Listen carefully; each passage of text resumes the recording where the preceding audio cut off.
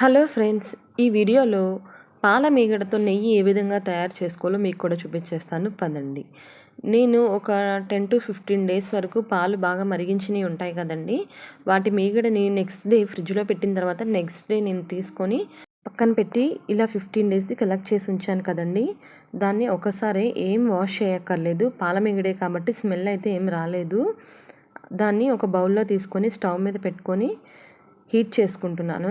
ఒక 10 మినిట్స్ తర్వాత ఇలా బాయిల్ అవ్వడం స్టార్ట్ అయింది. తర్వాత ఆటోమేటిక్గా కలర్ కూడా చేంజ్ అవుతుంది. నేను చాలా వీడియోస్లో చూశానండి ప్రిపేర్ చేయడం నెయ్యి. దాన్ని ఏ విధంగా చేశారంటే, ఈ పాల మీగడని తోడు పెట్టిన తర్వాత అది పెరుగు మీగడ అవుతుంది కదా, పెరుగు మీగడతో చేస్తే అది చాలా పెద్ద ప్రాసెస్. ఫ్రిడ్జ్లో పెట్టుకోవడం, తర్వాత మిక్సీలో ఐస్ క్యూబ్స్ వేసి వెన్నపూస తీయడం అలా చేస్తున్నారు. అలా కాకుండా నేను ఇలా ట్రై చేశానండి. ఇదైతే చాలా స్మెల్ కమ్మగా వచ్చింది, చాలా బాగుంది స్మెల్. నేను కూడా పెరుగు మీగడతో చేశాను. నాకు అది కొంచెం పులుస్తుంది కదండి పెరుగు మీగడ అనేసరికి. సో దాని నెయ్యి కన్నా కూడా దీనితో చేసిన నెయ్యి చాలా టేస్టీగా ఉంది. అదేవిధంగా ఇది పూస పూసలా వచ్చిందండి. పూస పూసలాగా అమ్మ చేసే నెయ్యిలా అంటారు కదండి, సో అలా వచ్చింది. ఈ నెయ్యి ప్రిపేర్ చేసిన తర్వాత నేను సున్నుండలు కూడా చేశానండి. చాలా అంటే చాలా కమ్మగా వచ్చింది.